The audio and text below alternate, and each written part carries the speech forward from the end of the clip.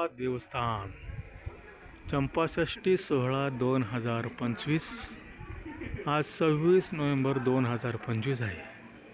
अतिशय सुंदर आणि मनमोहक अशी विद्युत रोषणाई कोर्टन खंडोबाच्या देवस्थानवरती या ठिकाणी करण्यात आलेली आहे.